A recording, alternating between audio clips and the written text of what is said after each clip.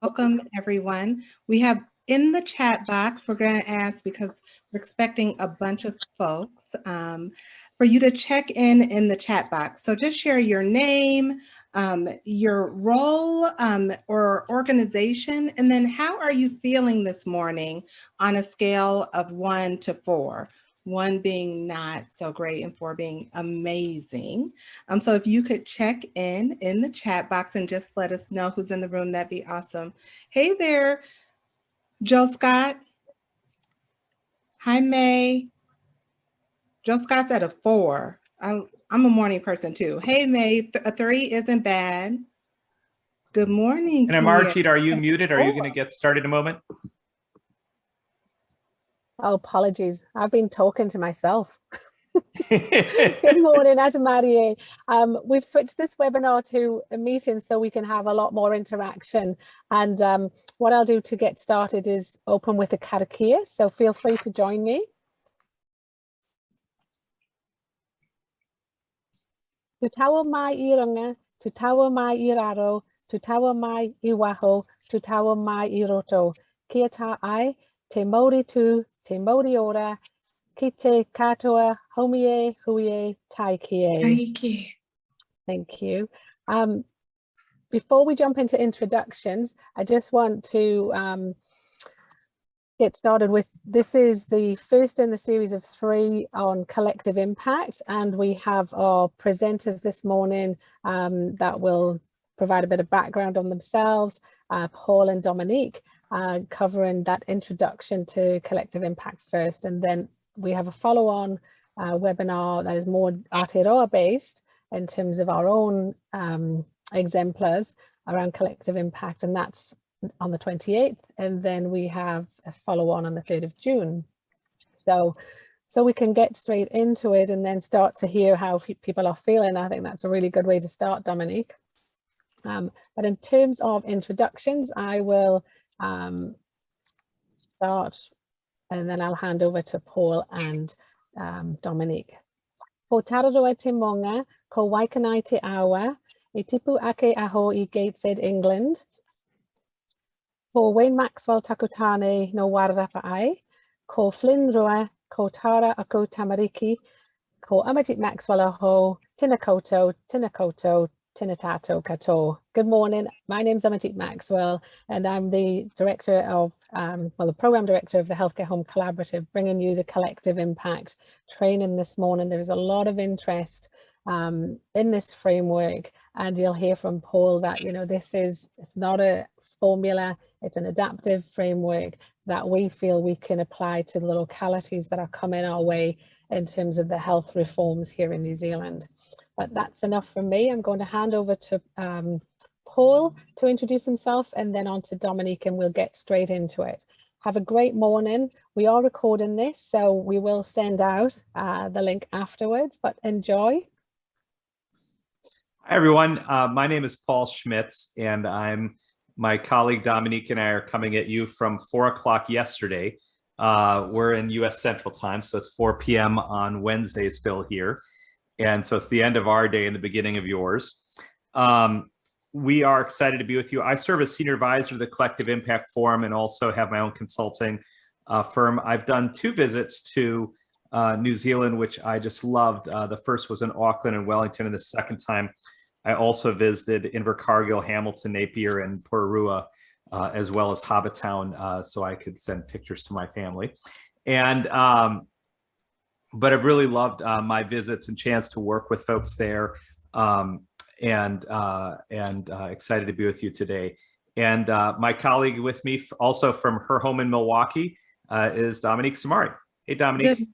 Good morning, Paul, and good morning, everyone. And thank you, everybody, for checking in the chat box. For those of you who are just joining, please just share your name, role, and how you're feeling this morning. I am Paul's partner on this project and on many projects. I often describe myself as a recovering attorney. It's a lifelong recovery process.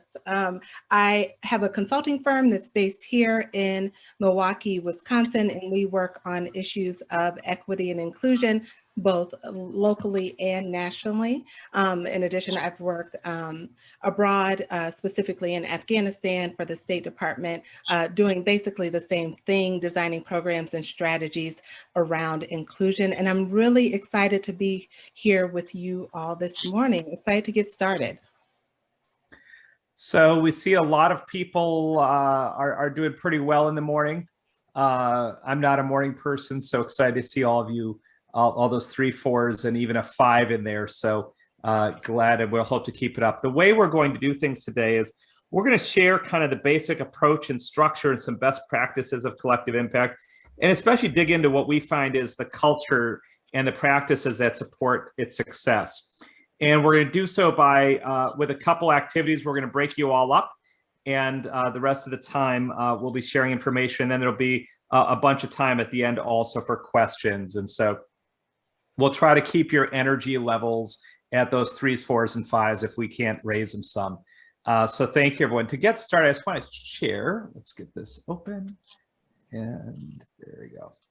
So when we talk about collective impact, the way that I came to collective impact was back in 2010. I was part of President Obama's White House Council for Community Solutions, and we were tasked with finding how are communities in America solving problems. And a lot of people came to us and said, let's find those best practice programs, those and figure out how to scale them to communities.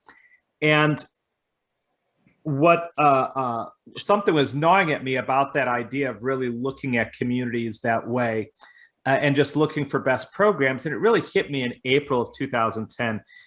In my hometown of Milwaukee, Wisconsin, that morning, the headline in the local newspapers, we had the worst 4th grade reading scores for African-American children in the country.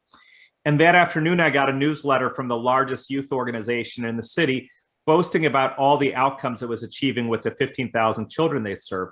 And that disconnect really hit me that day of how can we have all these programs in our city? And I knew a lot of the programs. My kids have been in these programs. I visited these programs.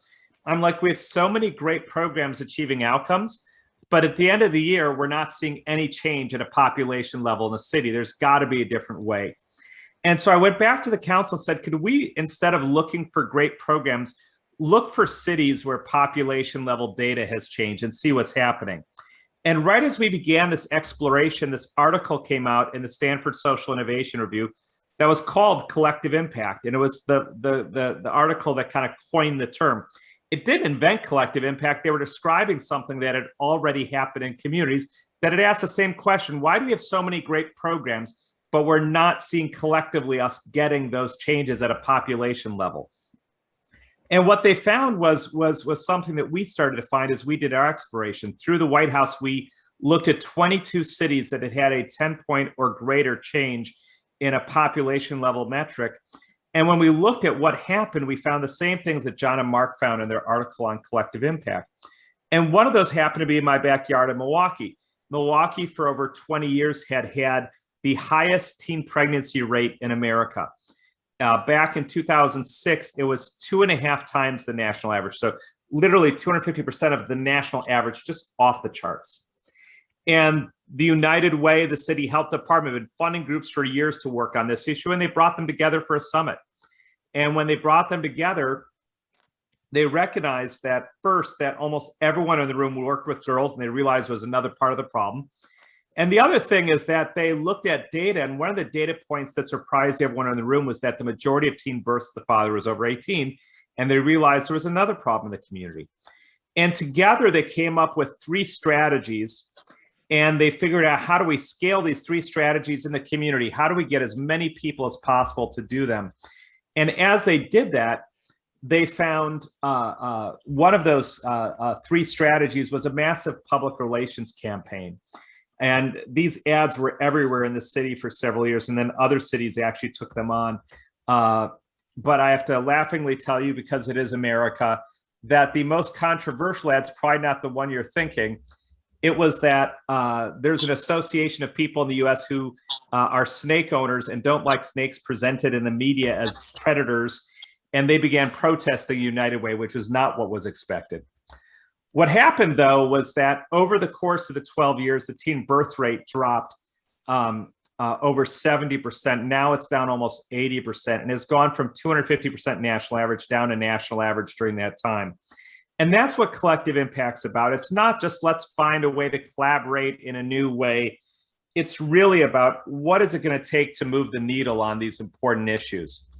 And so the way we typically think of collective impact, and the original kind of approach was defined around 5 elements. The first being a common agenda, a result-based agenda that's at the scale, that's at the complexity necessary to move that population level result. What would have to really happen to move that result together that if we all work together, we could do?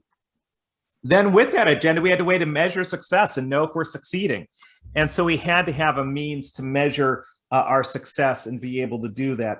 And so we had to have this shared measurements. And so in the case of the teen pregnancy effort in the early years, the African-American and white rates were falling faster than the Latino rates. And so they formed a task force and they adapted strategies. And so it's not sharing measurement just to like measure and report. It's sharing measurements so we can use the data to adapt our strategies as we go and meet the needs. The third is aligned action, which is how do we get all the people who work on this issue to work together to integrate and align our work so that on that strategy, we're all doing the same things and integrating and coordinating our work in a way that's having the most impact.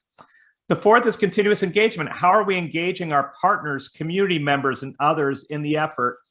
And then really holding all that together as this backbone staff, a staff that really facilitates, supports, and stewards the network.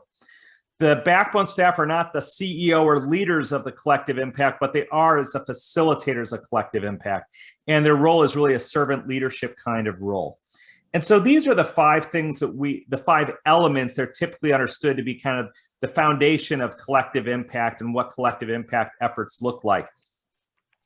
What we found in our work, and as Dominique and I have worked with projects around the country and around the world, is that really 3 lessons that really guide our thinking and that we're going to walk through with you today. The first is that clear strategy engages commitment, that the clearer the strategy, the more you can keep people engaged at the table and aligned. The second is that form follows function, that too many collective impacts build the strategy around who's in the room instead of build the strategy that's necessary to get those results and then organize the collective around those strategies. And the third is that culture eats strategy for breakfast. That's a famous quote from the management guru, Peter Drucker. But we find in all these efforts that you can have the best strategies in the world, but if you don't have a culture that supports collaboration and inclusion and all these other pieces, it's not going to work. And so Dominique and I are going to walk you through today thinking about what this kind of strategy work looks like that really engages clear commitment, how form follows function. And we're going to spend most of our time really talking about what are the cultural practices and skills that support effective collective impact. So I'm going to hand it over to Dominique to talk a little bit about this strategies. Yep, so first we're going to talk about strategies, and it's really about the disconnect that Paul was just talking about. So what we've seen in our work is that a lot of organizations and programs and initiatives, especially those that are working on social change, that people see a need, they create a program to serve that need, and then at some point they start measuring outcomes, right? And so the program or organization grows, they're looking for funding from the government or other nonprofits or philanthropy, and they start measuring. They want to show what they're doing. And then at some point they build a logic model or a plan for how they're going to create social change to really formalize and document it. And usually it's some combination of if they grow their outcomes, and then we add that with other programs who are working on other similar outcomes, and if we go on and on and on, then we'll have more resources to support these outcomes, right? And like Paul said, there are outcomes.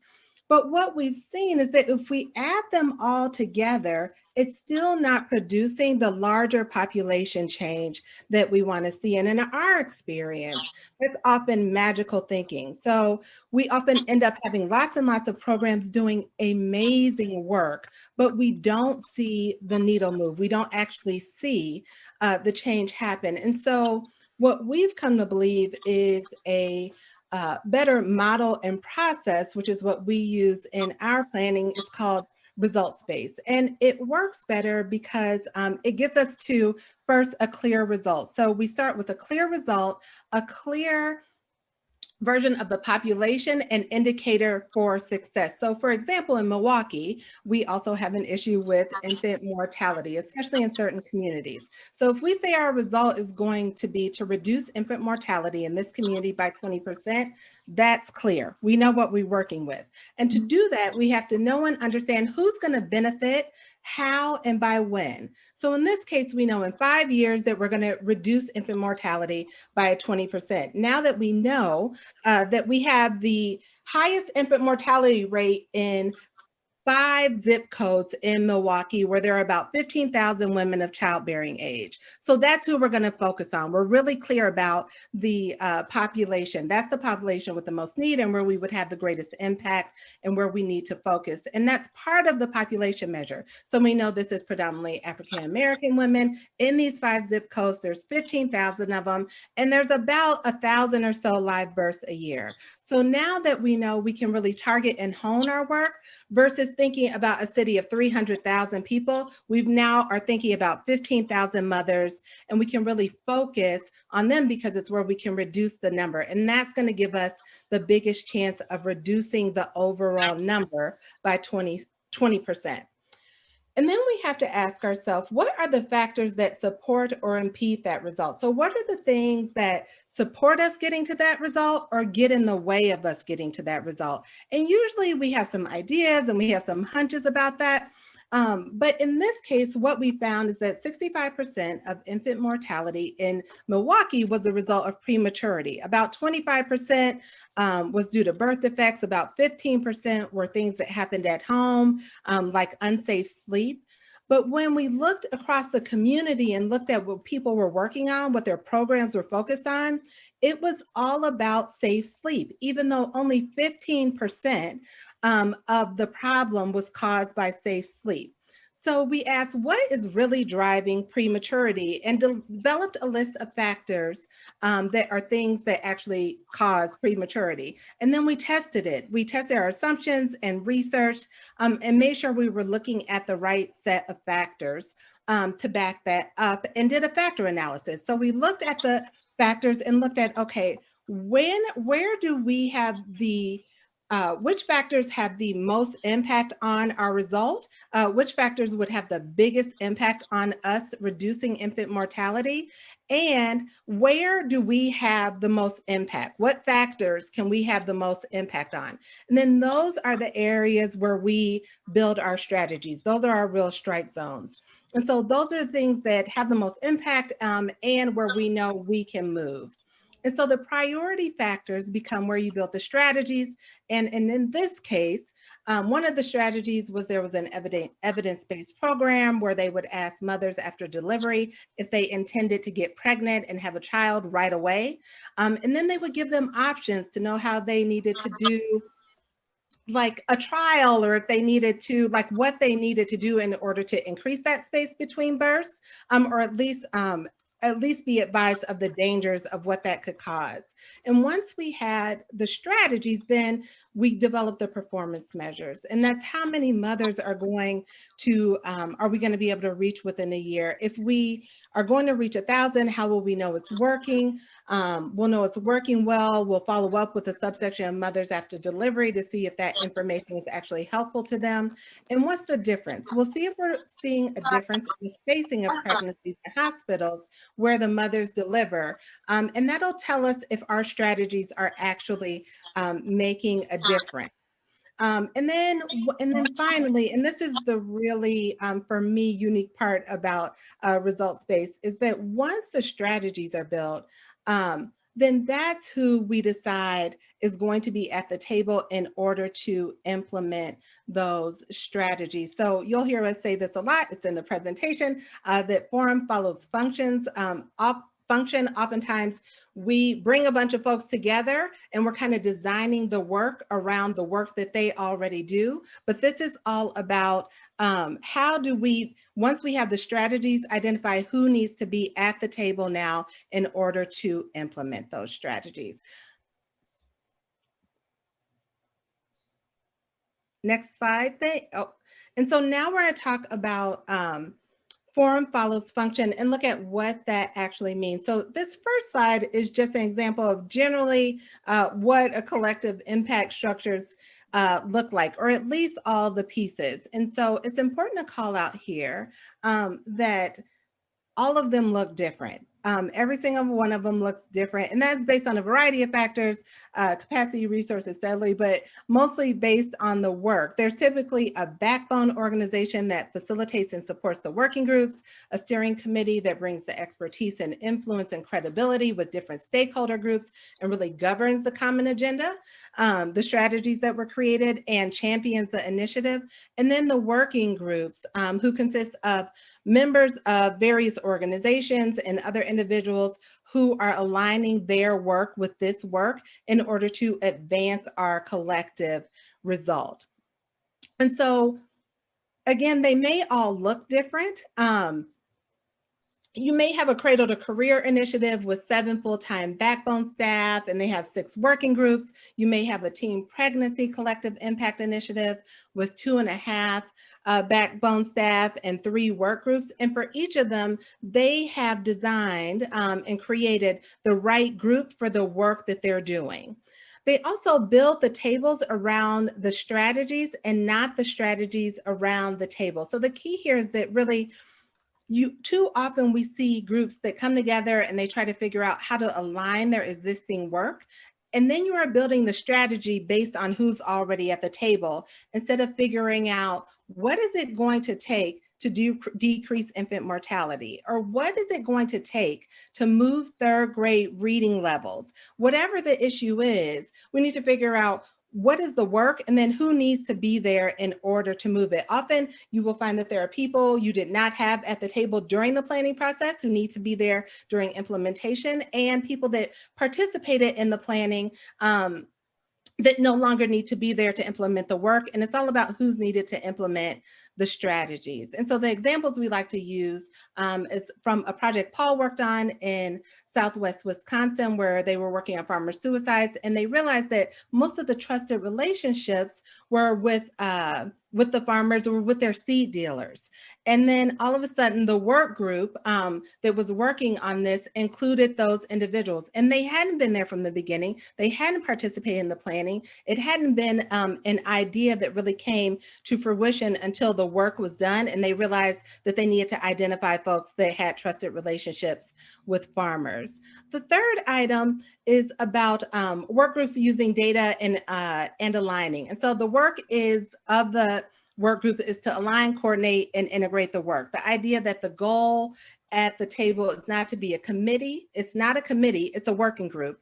It's not a group that meets to hear reports. It's a group that comes together, looks at data, looks at what people are doing, and figures out how to align, coordinate, integrate the work across organizations. So if we're all, again, trying to move 3rd grade reading, which schools are improving, which schools aren't, how are we deploying our collective resources to move everyone toward our goal, and adapting as we go. And then finally, that partners really, they work back at their agencies, but their work is based in the common agenda and our work group plan. So the final idea is that partners work with agencies as informed by the collaborative, but that it's not separate work. You don't want people for whom this is something they do on the side. Instead, this is their work. There's a commitment that this is their work. So if I go to a collective impact meeting, it's because it determines what I do when I go back to the office. The decisions that are made in that room are going to influence what I do in my work over the next few weeks. And so my organization's work is aligned with the collective. And so if the collective's work changes, that means that my work inside of the organization changes. So now what we are going to do is we are going to put you in groups for about 15 minutes. You'll be in groups of 4.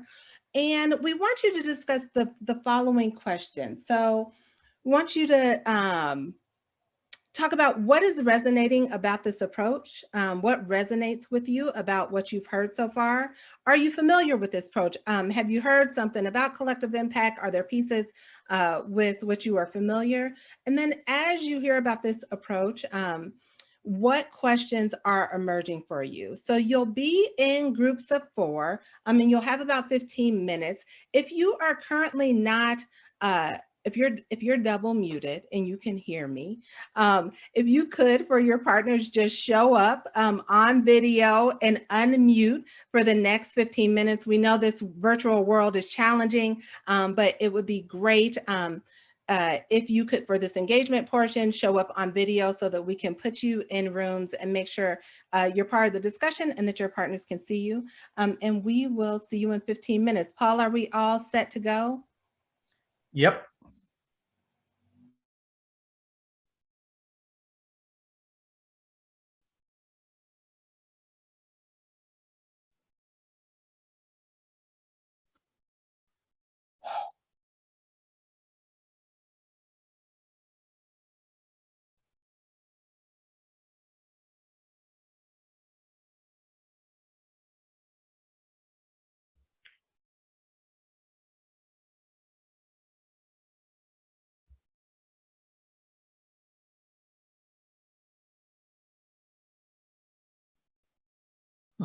That was stressful. The putting everybody in the groups? Yeah. So great to have you back. What we'd love is if you have any insights or questions, because we've got so many people here, we're going to invite you to include some of those in the chat. And Dominique and I are going to respond to those when we get to the Q&A, unless there's something kind of immediately clarifying that would be helpful. But please feel free to share any questions or insights in the chat that we can see. And Dominique will be watching that while I do the next portion of the discussion. So as we talked about, if you start with the idea of a clear strategy that explains how we're going to get to that, moving that needle, how can we organize and who do we have to organize? And then we organize around that strategy. Who's all going to be needed? Is it the mechanics and equipment implementers? Is it the churches? Is it local organizations? Is it young people? Who all is going to be needed to make that happen? And once we've got that like strategy and structure, then really it comes down to how do we get everyone to work together well? And that for us has been the big issue with collective impact. And when I came into this work, it was my big critique initially, and where I've focused a lot of my work with groups is how do you build a culture and an ethos that kind of supports people working across different interests and organizations and racial and other backgrounds, and really create a space where people can work together effectively to do what is really difficult work. Collective impact is not easy work. And what we've learned is some things that really help support the kind of culture that makes that work. And to start, we have to think differently about leadership. I wrote a book a few years ago called Everyone Leads. It was based on my work for 21 years doing leadership development and grassroots community building across America. And the idea was not that everyone should be in charge at the same time. The idea was that leadership's a muscle. And like every other muscle in your body, it only gets stronger with exercise and practice. And the important thing to understand is every single person has that muscle. And the goal of any organization or community is how do you build collective leadership muscle to solve problems? The way that we define leadership that I found helpful for this work as well is to think of the verb, not the noun, to think of it as an action many can take, not a position few people can hold. When we shift the focus from the noun to the verb, it really opens up the possibility of who can participate and what it means. The second part is really the essence of leadership. If you think of what it is, it's an active responsibility. It's stepping up and owning a result, being willing to do what it takes, work with who you have to work with, but to make something happen with others. And it's owning that responsibility. And that's why you really can't be given leadership, and no one's really entitled to leadership. It's a responsibility you have to own and be willing to take on. But then if you think about those leaders you most admire and those you don't, if you think about the best boss you ever had or the worst, it's usually not how technically smart or skilled they are that makes the difference. It's about values. Do they listen to other points of view? Do they delegate? Do they value other people? Do they have integrity and ethics in their decision making? Do they care about us? It's about the values. And so often we talk about leadership skills when really the part of leadership that brings people together to make things happen is the values of leadership. And so I'm going to take a moment to tell a story to kind of illustrate the idea of leadership as a collective action instead of the idea of a leader driving something.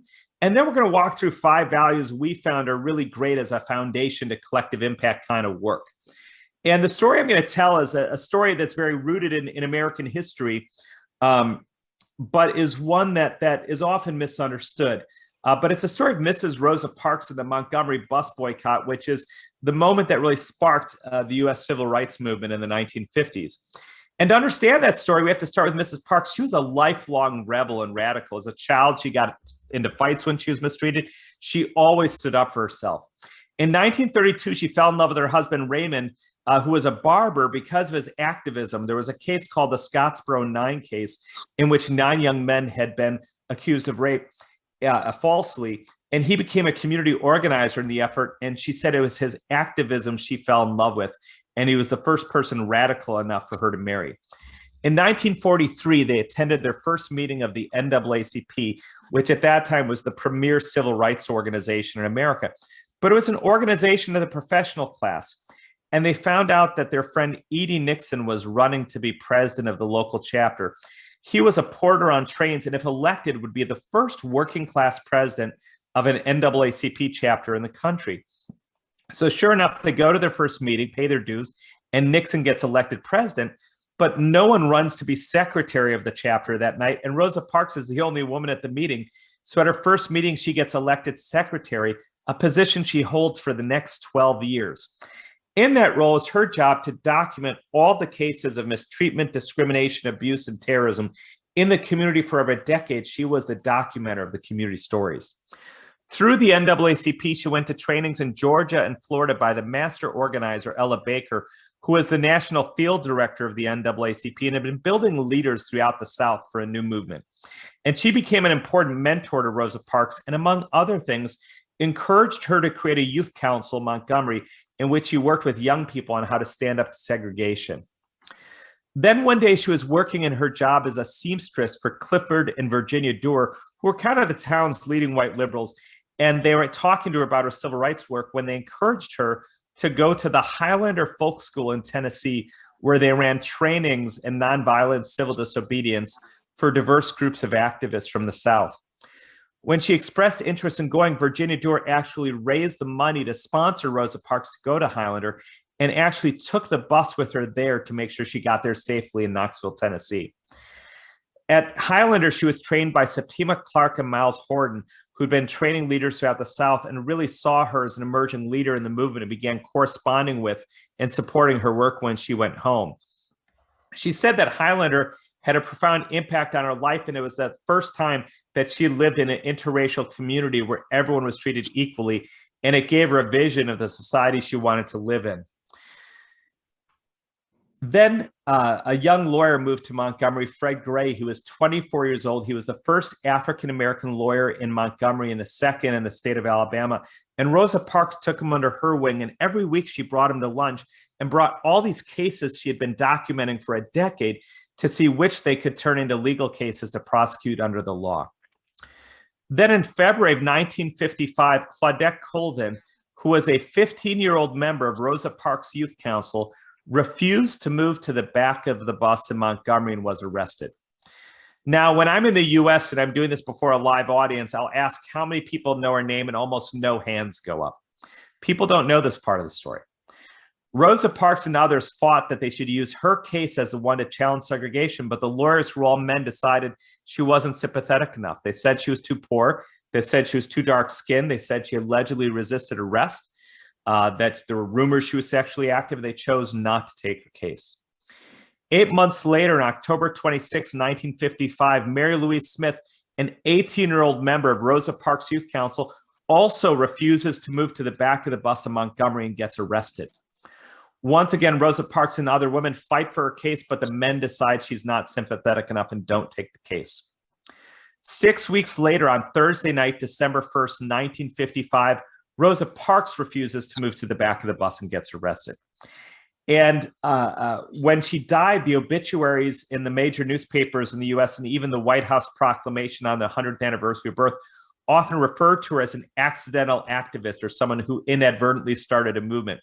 And as you can tell, she was not very accidental. In fact, this was the second time she'd been thrown off that bus by that bus driver for refusing to move. She said she wasn't just a tired seamstress, she was tired of being discriminated against. Clifford, Virginia Dora and Edie Nixon go to get her out of jail and go back to her home for the next few hours and talk to her about the idea of using her case as a one to take on segregation in Montgomery. She and Raymond know they'll lose everything if they do this, but they agree to pursue it. And they did. They lost their jobs, they lost their house, they lost everything in the fight. But then Edie Nixon calls Fred Gray and asks him to represent his friend Rosa in court that Monday. And then he called Joanna Robinson, who headed the Women's Political Council. It was an association of African-American professional women. And for 2 years, they had been urging the male-dominated NAACP to organize a bus boycott. And she says, and he asked her if she can get the word out to people that they're going to do a bus boycott Monday. Again, this is Thursday night. She's an English professor at Alabama State University, a historically Black college, but a state institution in the most racist state in the country. And she goes and overnight prints 35,000 flyers using state equipment, state ink, and state paper. Now, if I asked any of you to make me 35,000 flyers in the next 24 hours, you would freak out. And this is 1955 technology with a hand crank. But she makes all the flyers, and all the women meet her that morning, and they fan all the bus stops in Montgomery with flyers announcing the boycott for Monday. And then, and this is absolutely true in how it happened, Edie Nixon called Reverend Ralph Abernathy at Holt Street Baptist Church and asked him if he could convene all of the pastors in town for a meeting Friday afternoon. So on Sunday from the pulpit, they would all call for the boycott. Abernathy says, I've got a better idea. There's this young new pastor in town and no one knows him. Let's do the meeting at his church, because if he gets run out of town, no one will notice. And that is how Reverend Martin Luther King was drafted into the civil rights movement. They met at his church, Dexter Avenue Baptist Church, that Friday, and they all agreed to call for the boycott. And they were all impressed by this young new pastor in town. One white pastor attended that meeting, Robert Grates, whose home was bombed when it was found out he had attended. He had been Rosa Parks' pastor. He did live. He just died actually about 5 months ago and was a longtime activist in the community. That Monday, no one rode the buses. Everyone walked. They walked to school. They walked to church. They walked everywhere. And that night, they had a mass meeting at First Street Baptist Church, and over 5,000 people showed up. And they asked the community if they wanted to continue the boycott, and the community voted unanimously to continue it. And Rufus Lewis was a business owner. He was the former winning football coach at Alabama State University. He was college educated, and he was a rival of Edie Nixon's. He had lost several elections to run the NAACP to Nixon, and he didn't like the idea that he, a college-educated business owner, was losing to an unlearned porter on trains. And he didn't want Nixon to run this new organization, so he goes before the community that night and says, we're too divided as a community. We have too many factions. If we're going to hold together to do this, we need someone completely neutral to lead us. And he nominates, because he's a deacon at Dexter Avenue Baptist Church, his new young pastor to be that neutral leader with the hopes that he can pull the strings behind the scenes. And that's how Martin Luther King became head of the Montgomery Improvement Association. King then called his father, who's the most prominent pastor in Atlanta at the time, who connected him to another pastor in Baton Rouge, Louisiana, where there had been a bus boycott. This wasn't actually the first. And that pastor said, people will walk for maybe a week, and then you got to figure out how to get them everywhere. So King appointed Lewis the transportation chair, and Lewis organized a 350-car carpool and stops throughout the city that transported the Black community to school, to church, to work, to shopping for 12 months. To raise money for this, two women, Inez Ricks and Georgia Gilmore, created competing clubs of women who made and sold food to see who would bring the most money every Monday to the mass meeting, which went to all the drivers for all the gas costs and all the tickets police kept giving them. Then Ella Baker took Rosa Parks on a tour of the North to raise money from the NAACP donors. The Hordens and the Doers hit up the Highlander community to come support the effort of Montgomery. And then Bayard Rustin came to town. Edie Nixon, who was president of the local NAACP, was a member of the Brotherhood of Sleeping Car Porters Union, which was the largest Black union in America. Its leader, A. Philip Randolph, was really dean of civil rights leadership in the first half of the 20th century. His master and organizer and strategist, though, is Bayard Rustin. And Rustin was controversial. He had been the campus organizer for the Communist Party of America in the 1930s. He had then gone to India and became a follower of Gandhi, sat out World War II in jail as a pacifist and conscientious objector to violence. And he was an openly gay black man in 1955 New York. They called him Brother Outsider. But he was the genius strategist of the movement. And so Randolph sends him down to Montgomery. He meets with Nixon, and Nixon tells him about this young new pastor. And they go to Dr. King's home, and King has a man stationed on his front porch with a shotgun, a man on his roof with a shotgun, and Dr. King's carrying a sidearm. And Rustin sits down with him and talks to him about the idea of using this movement to practice a Gandhian nonviolent civil disobedience campaign. And the first thing he said is we have to get rid of all the guns, no more weapons as we do this. Secondly, he said 85 members of the Montgomery Improvement Association have now been indicted by the local police. And he asked if they could put on their Sunday best, march down to the jail, and turn themselves in, which they did. It was the first mass civil disobedience of the movement. But they're worried that this gay pacifist communist from New York was going to be found in Montgomery. So he moves into a room in Birmingham where he coaches and counsels King every day for the next year. And in fact, for the next 13 years, he's the man who organized the famous March on Washington and much else. But Rosa Parks had been an officer in the NAACP for a decade. And so they decide that she also isn't a sympathetic enough figure to win a national case. So yet another woman who had refused to move to the back of the bus in Montgomery and was arrested, Aurelia Browder, it was her case that went up to the U.S. Supreme Court that overturned segregation in the American South. So I like to say at this point, I love when I can see her, when it is like, who is the leader of the Montgomery bus boycott? When I was growing up, I learned Rosa Parks sat down, Martin Luther King stood up, everyone followed him, and change happened. And really, when you unpack any story of social change, what you always find out is the leadership of the many. It's lots of different people with different skills, different experience, different networks, who all step up and contribute to the common goal. And that's what I mean by everyone leads. That's what I mean by collective leadership. How do we create tables that can activate the skills of many different people and their contributions, and where people can take responsibility for what they can do to add to our goal to achieve that ultimate result? So that's what we mean by the kind of leadership we can practice to do this. But to do that, we also have to look at values. And there's 5 values we're going to walk you through to kind of that we think are foundational to effective collective impact. But before we do that, we're going to invite you to another breakout. And Dominique, did you put the questions in? Yeah, there's 3 questions we've put in. And what we'd like you to do is quickly in your breakouts, we'd like each person to introduce yourself to your partners based on these 3 questions. What are 2 or 3 things that make you a great family member or friend? What are 2 or 3 things that make you great at your work? And what are 2 or 3 things you love doing so much you can get lost in them? And then we're going to tell you the story of where this came from and why it's important to this work, and why we think it's a starting point for this kind of effort. And so with that, we're going to send you to your rooms, and we'll see you in about 13 or 14 minutes.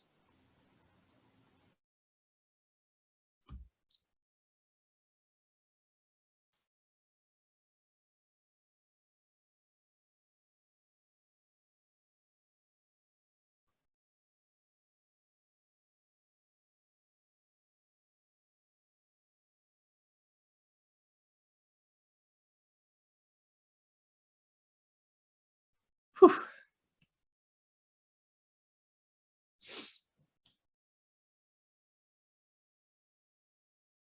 Can you broadcast the questions? Because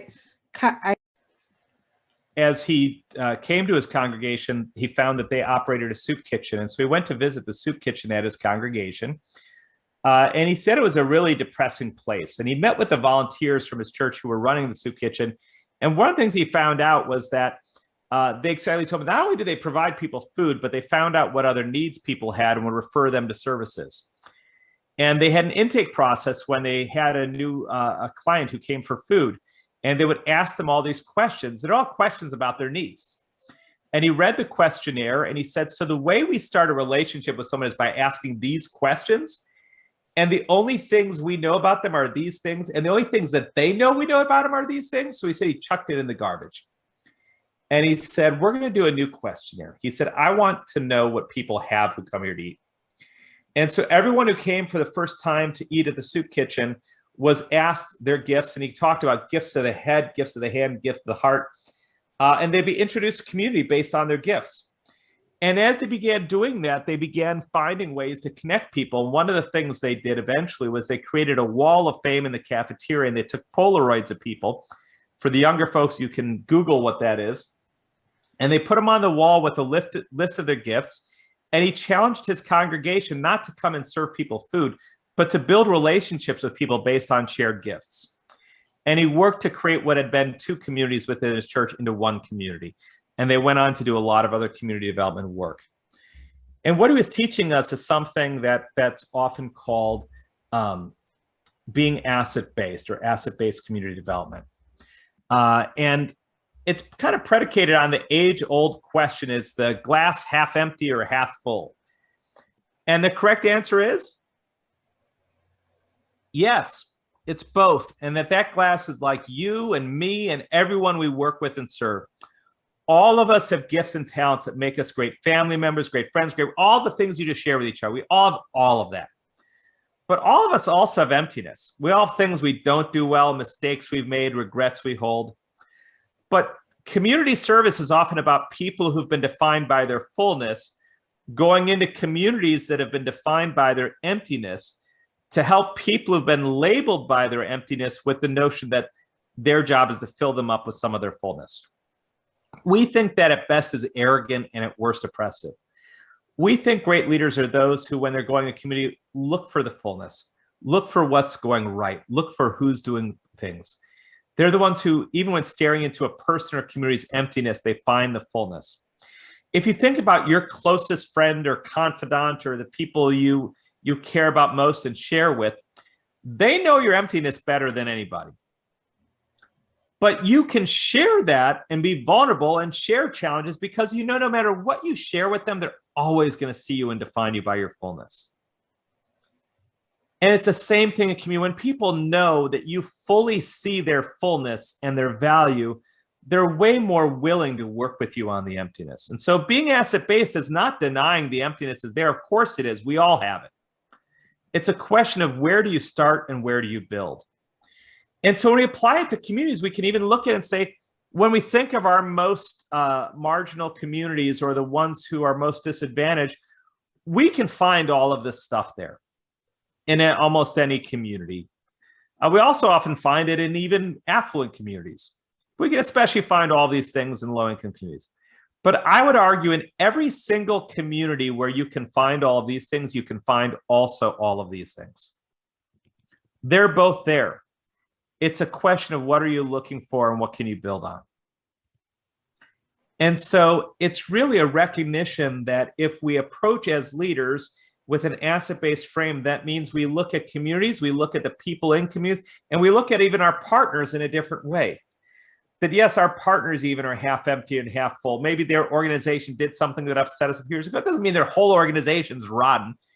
But if we can build from that, it allows us to approach our leadership in a way that really is inclusive and opens us to the gifts of others, whether it's our community members, the people we serve, or whether it's our partners and the institutions we work with.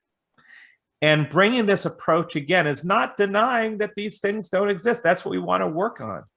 But it's a lot easier to work on this if I've got all of this in my pocket and I'm partnering with all of this.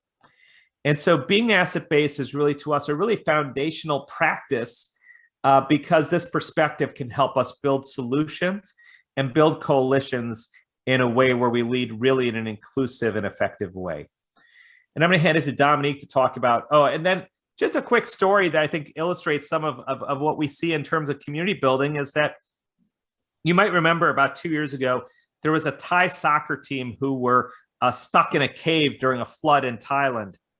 And Elon Musk, who makes, electric cars and rockets to space and all these things, announced very publicly that his best engineers in the world were going to design and build a submarine overnight to rescue the boys, except for it didn't work. And meanwhile, there were cave divers in Thailand who were brought in who understood the caves, the dynamics of flow, how it all worked. And they designed and created a solution to save all the kids and did so. And then Elon Musk attacked him over Twitter. I thought it was a good metaphor for what we often see in community, where governments and nonprofits and others often come in and think, and academics come in and think, we have the solution for community and impose it. And what they miss is really working with the cave divers.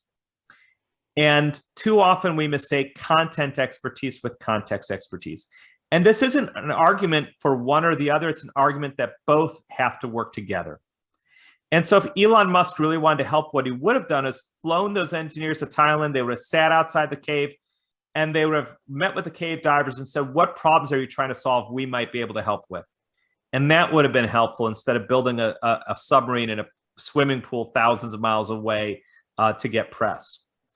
But to do this, also, we have to think of inclusion and equity. I'm going to hand it to Dominique to walk you through some thinking on that.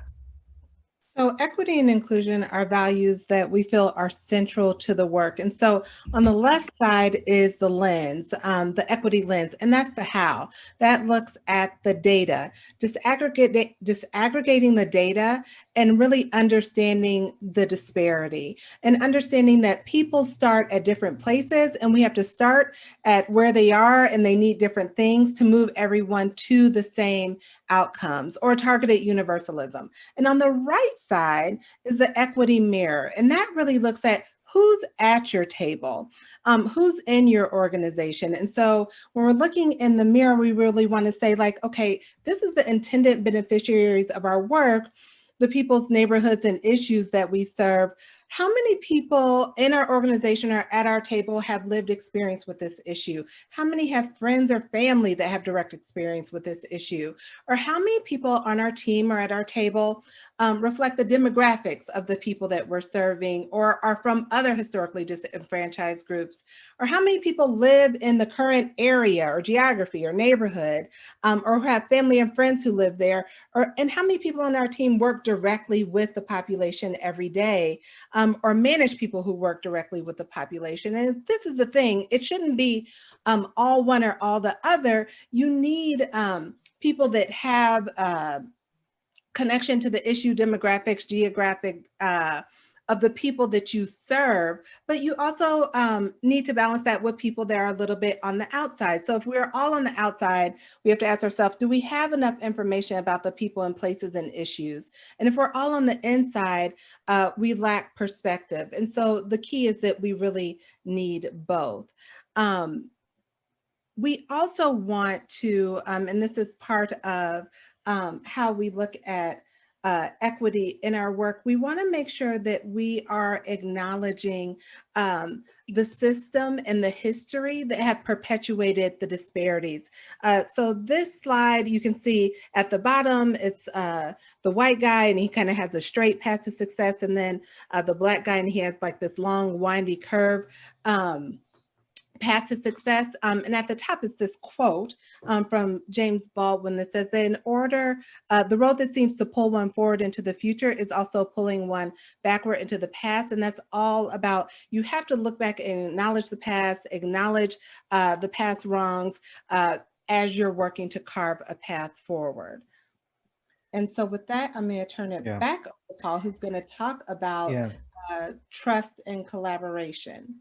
Yeah, and address the systems and structures that have been perpetuated over time that hold those disparities and keep them going. The collaboration piece is really all about trust and how you build trust in a group. And trust isn't just something that is, it's something you actively build in a group. And there are practices that support building trust in groups. But the key thing is to understand that the absence of conflict is not a good measure of collaboration. And that's because there's two kinds of conflict happens. There's stuff that happens in the room where we might deliberate with each other and debate and give each other feedback and hold each other accountable. And that's all constructive and leads to innovation and learning and improvement. And then there's we leave the meeting and complain about everything that happened in the meeting and everyone in the room. And that produces nothing of value. And the question is, how do you bring the parking lot conversations into the room? And you do that by really building a collaborative environment, by building trust. And some of the things we found do that is, one is really building a meeting structure and culture where we always like to say that your collective impact meeting should look different than every other meeting you go to. That if you can build a meeting that really is active and engaged and inclusive and that has its own culture. Building relationships, we just had you do the activity, but so often people get around a table, it's name, title, organization. And if your organization did something that I don't like you even though you didn't do that. Like we put all these things on people. But when we get to know each other as individuals and we start to care about each other and understand each other and find connection, it makes it easier to trust. Having clear roles, responsibilities, and values, make it clear what people are expected to do and have them promise and agree to do those things. Have a set of shared values that you've all created, that you've all agreed to be accountable for, that the facilitators can hold people accountable for because you've all agreed to them. This is how we want to act in this group. This is what we're going to do. Have an intentional and transparent process. There can't be a meeting before the meeting that's the real meeting, or like some people get some information, others get other, and usually the ones getting the extra information are the people who have the most authority or power. You have to create a process where people really feel it's an honest, brokered process. And facilitators really have to create that. And that means when we're making changes or we're doing things, we're being intentional and transparent about what we're doing. Another thing which gets harder is naming and negotiating interests, that often multiple groups at the table have interests, and that's okay.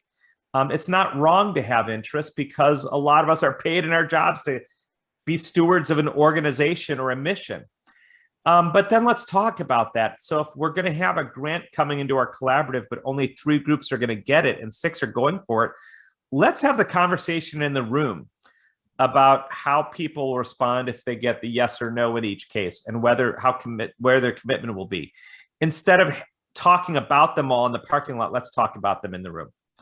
And then that brings the other one, which is learning to have the difficult conversations in the room. And that takes trust building first. But when you build trust, that's when you know you've got it, when you can really have those difficult conversations about things that aren't working, about holding people accountable, about course corrections, all these things that get really hard, being able to do that in the room. And so building a culture that can do these things really sets you up for greater success. The fourth is continuous learning. And the story I like to tell here that I think illustrates this best is about 10 years ago, there's a foundation in New York called Echoing Green that funds social entrepreneurs around the world who are starting new nonprofits. And they asked me to come speak to them and share with them how I built my former organization, Public Allies. And I started writing the speech about all the things my organization had done. And then I realized it really wouldn't help anyone to hear like our success story. And I created a presentation called The Worst Practices of Social Entrepreneurship. And I cataloged the 10 biggest mistakes I or my organization made during the first 10 years I'd do over if I could. And before sharing this publicly, I thought I should share it with our staff. And so I came to the staff meeting, but I was really scared because the first slide of the deck was called Things I Suck At. And it was a list of things I'm just not good at. And the reason why I put that first was I realized if I'd been more self-aware of these things, I would have hired better, delegated better, collaborated better. I would have been less defensive. I would have sought more help. It just would have made me a better leader. But I thought I had to know it all and be able to do it all and show I could do it all. And that got me into a lot of trouble. But putting this list in front of my employees was really scary. And then something happened. Everyone was nodding. And the reason is because the things you suck at aren't a secret. If you're always late, everyone knows it. If you talk too much in meetings, everyone knows you do it. If you say nothing in the meeting and everything to everyone in the parking lot afterward, everyone knows you do that. And as a leader, you have a choice. You can talk about those things. You can own those things, which create the possibility that people can talk about them with you, or you don't own them and they talk about them without you. So if Tom says, I have a tendency to dominate discussions in meetings, so if I'm talking too much, let me know. Cool, now we have an invitation and we can actually like do that instead of go to the parking lot. Because if we're in the parking lot talking about Tom and how he's dominating me, it's usually because Tom is not self-aware, doesn't own that, and we don't feel we can give him that feedback. So we end up talking about him outside. It saves us a lot of time, but the same is true of organizations. The things our organizations aren't good at, everyone knows. If we're not good at community engagement, if we're not that inclusive, if we have a history of overpromising or taking credit for others' work, Everyone knows that stuff. And to do collective impact, we have to begin with that vulnerability that recognizes that the problem we're trying to solve through collective impact hasn't been solved, despite all of our best efforts. So we have to walk in with the humility to understand that none of us alone and none of our work alone can solve this. And we've got to be open to creating a learning environment where we can be vulnerable, where we can look at data and adjust, where we can be held accountable with each other, and create a learning environment where we can continually improve. But we can't do that if everyone comes to the table ready to say we're the greatest at this and we have nothing to change. And the final value is about integrity, which if leadership is an act of responsibility, the price of that is accountability. And integrity is how we hold our accountability as a leader, our accountability to our own purpose and values, what we care about and why we do this work, to those we work with for the promises we make, and ultimately our accountability to the people we serve. And so to do that, we have to have that integrity.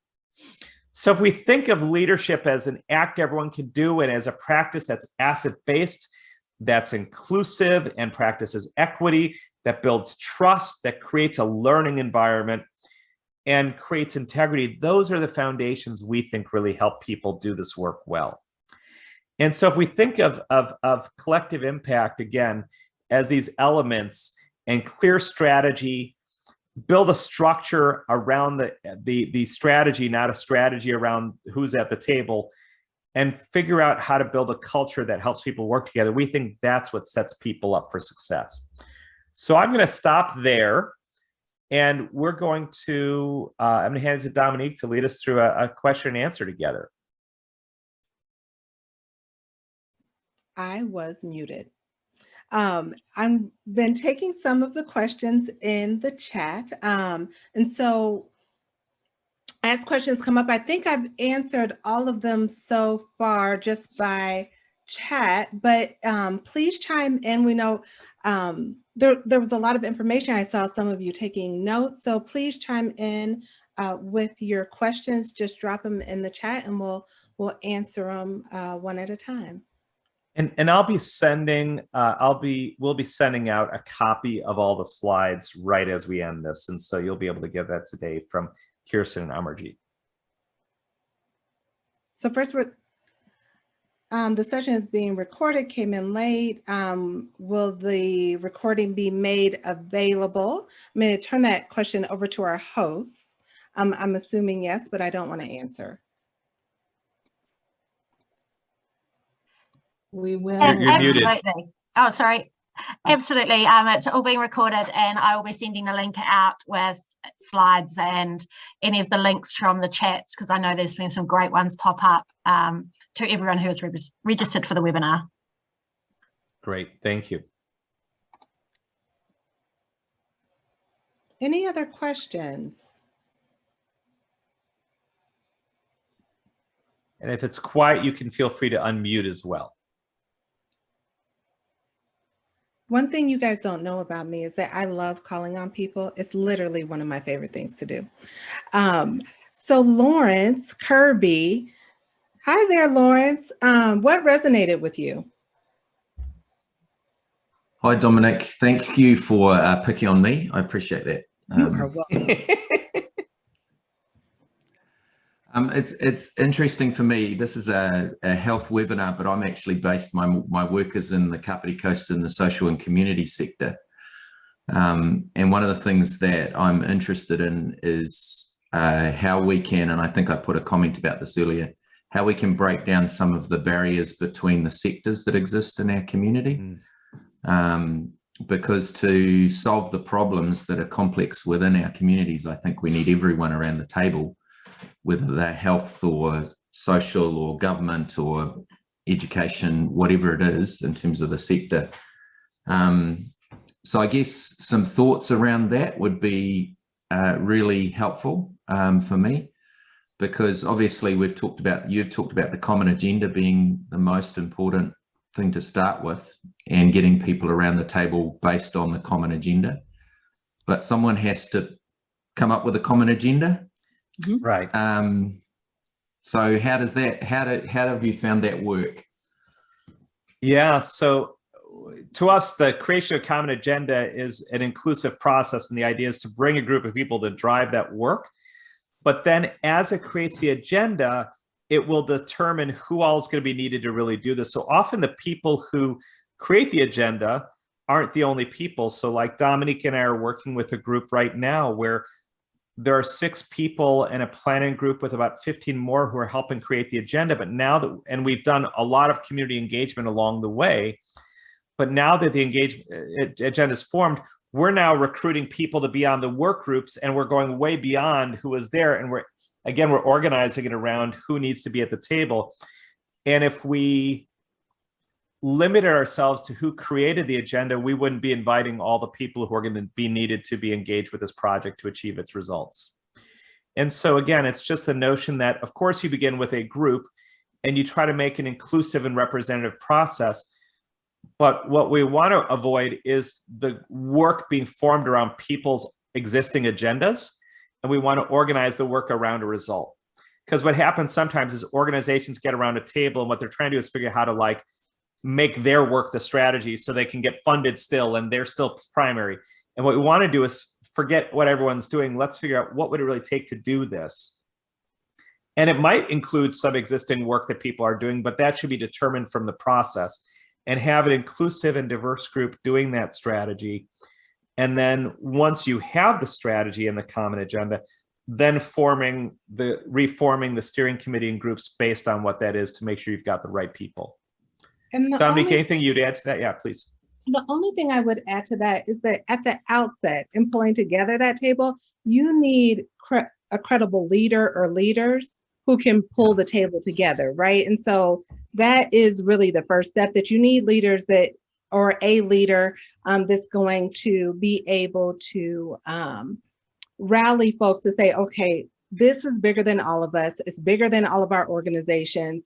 I need you all to come to this collective table so that we can begin this process that's going to aim all of our work in the same direction at this result. I know we're all doing this great stuff, but like we have to look at this and say, this isn't working and we need to do it a different way. I mean, you usually need like really credible leadership with a reach that can convene that type of table, right?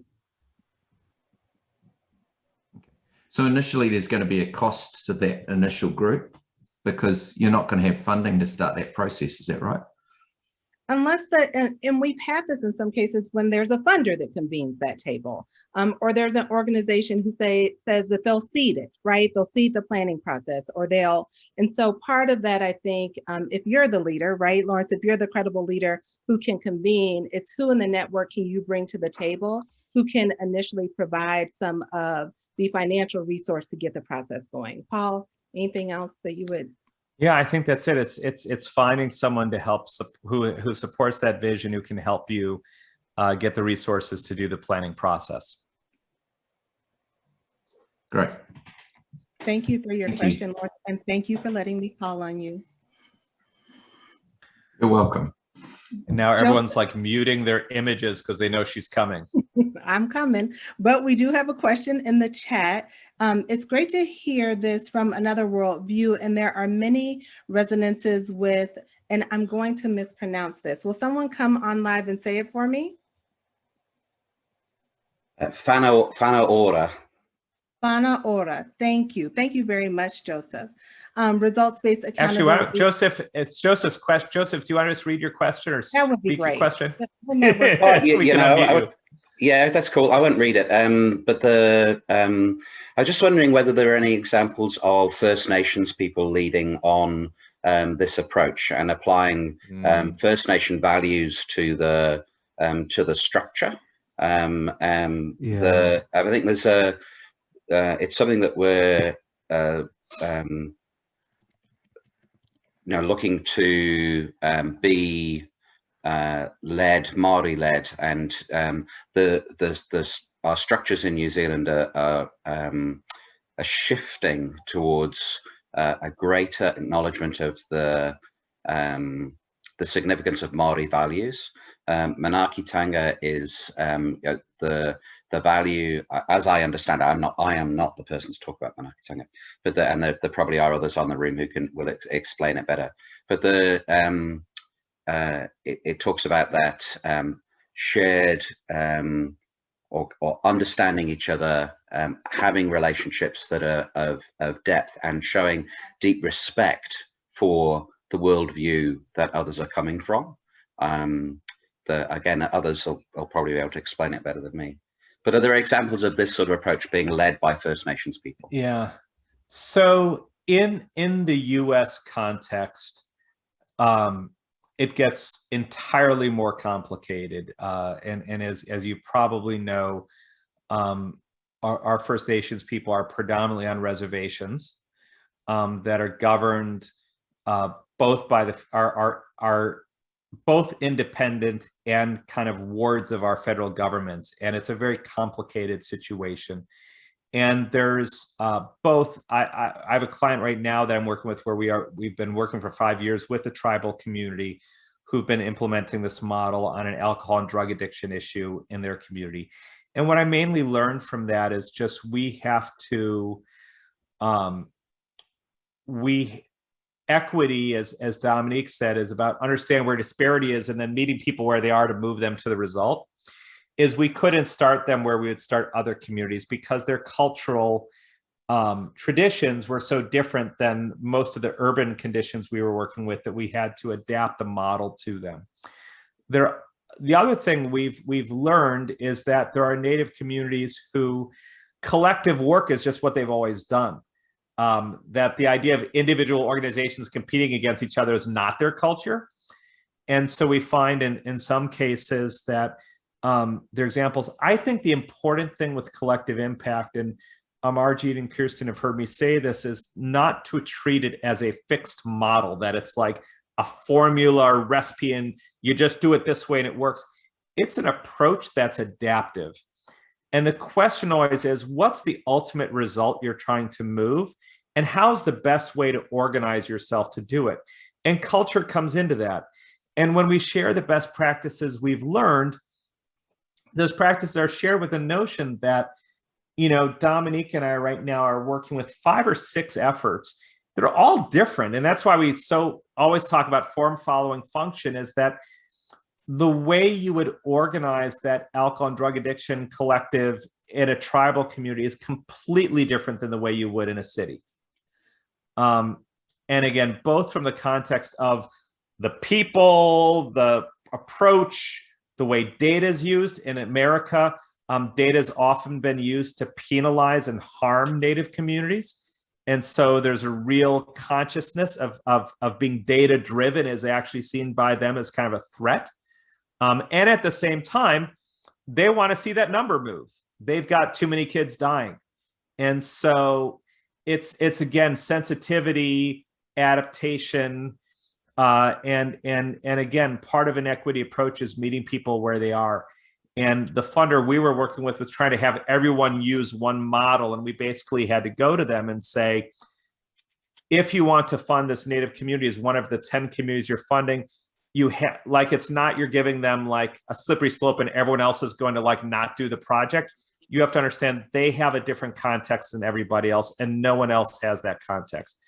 And so that's kind of, it's a complicated issue, but that's how. And there's also a lot of distrust in our Native communities of kind of approaches and models that come outside their communities, again, for obvious reasons and really awful history. Does that answer that, Joseph? Yeah, kia ora, thank you.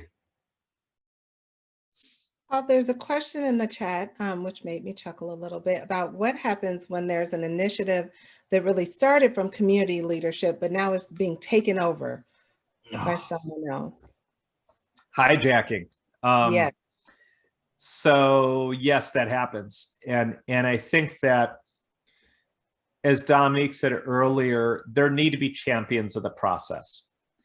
And it's important in any effort to try and get people who have, we always distinguish between formal authority and informal authority. Informal authority is relationship authority, that you have lots of relationships with people that give you an authority in that community, that you're seen as somebody that's trusted and have a lot of credibility. Formal authority is you lead some type of entity or institution that gives you authority in that region. And I think the important thing is that you have some people who have formal and informal authority involved from the beginning, even if it's community driven, and who endorse and support the process, because you will need them when the institutional interests may try to take over, that they can use their influence to kind of steward the process and kind of hold it. Dominique and I worked with an effort where we had a philanthropist lead it. And there was a point at which where we had grassroots people and we had institutional leaders. And there's a point at which the institutional people were ready to say, why don't we not do the strategies that are community based, right? They were trying to abandon those. But the philanthropist, who's one of the funders that a lot of these groups rely on, was holding that process. And that gave us the ability to make sure that it didn't go off track. And so she wasn't driving her agenda, but she was using her power in that way to hold and support the inclusive process we were doing. And so finding those champions and having those champions can be really important, who are committed to the process so that the other interests can't kind of hijack it. It's also the case, and I've worked with communities where political leaders have tried to hijack a process as it's happened, or a funder decides to launch a new initiative that competes with it. And so again, having those champions is really important as a way to kind of make sure they can advocate for you and help you when you have others try to do that. And the only thing I would add to that is that confidence in those champions is built inside of the culture piece of the process.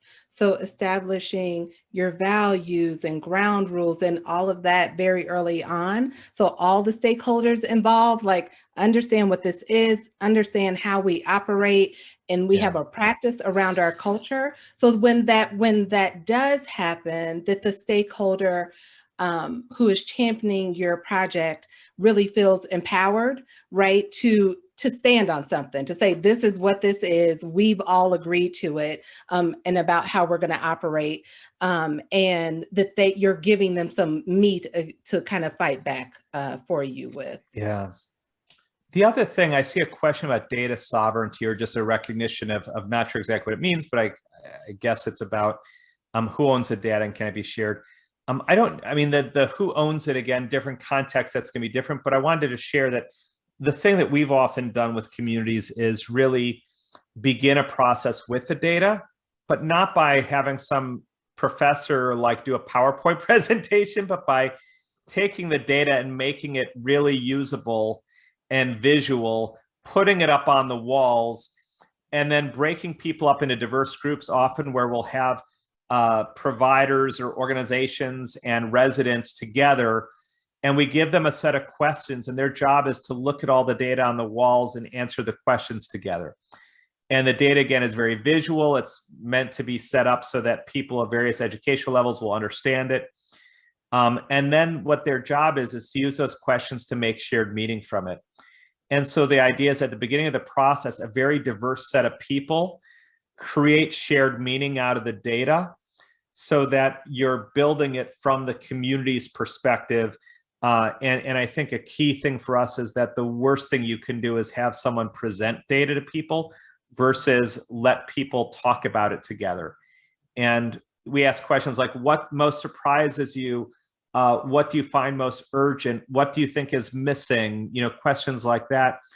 But then they're in a group of 3 people or so walking through, looking at those with those questions and having to answer them together. And that creates a conversation. And then they're actually internalizing the data, making sense of it, and then saying, hey, what's missing here? This doesn't tell this part of the story about this community. And so the community is interpreting the data, not a group of outsiders interpreting the data. And they're creating a shared meaning, and that becomes a foundation of the planning.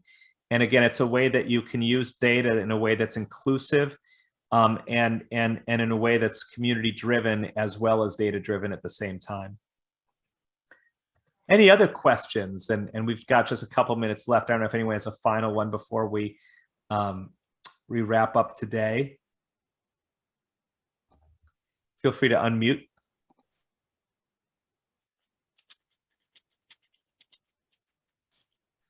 But it's been a longer webinar, so I think I see lots of thanks. Thank you. And So I guess that we'll close just by saying that we will share these slides, that we'll be joining next week to talk more about the New Zealand context and also to kind of like share some additional perspectives on this work. And if you have questions or things, feel free to email them also after the fact if you reflect to Margie and Kirsten when they send you the follow-up, because then they can give those to us so we can like incorporate that in our planning for next week. But we look forward to joining you again, and thank you so much for spending so much time this morning with us here in Milwaukee, Wisconsin, in the middle of the USA. Dominique, anything you'd like to say before we close? Yes, sure. Thank you, everybody. Thank you. Oh, thank you, Paul and Dominique. That was really awesome. There's certainly lots of food for thought. We will close with a karakia in a second, but I just wanted to also remind everyone that there is the follow-up session next week where Paul and Dominique will return, and you may have some other questions you want to pose. And we've also got Dr. Andrew Miller, who will bring the Aotearoa New Zealand context, and we'll talk a little bit or a lot about localities and the upcoming shift in terms of our health reforms, and that what Lawrence talked about and how we really need to connect with that wider other community sectors basically. So there's lots of discussions happening in there. And then the third one, there's some great mahi going on in Palmerston North, Aura Connect, and Chiquita and Mataroa will share their learnings, and they really have been working with iwi and Māori to actually get that off the ground. So yeah, keep watching. And I really did enjoy the fact that we were able to go into breakouts and build the relationships. And I think we need to do more of that and put the time aside for it. So thank you, everybody. We'll close with karakia.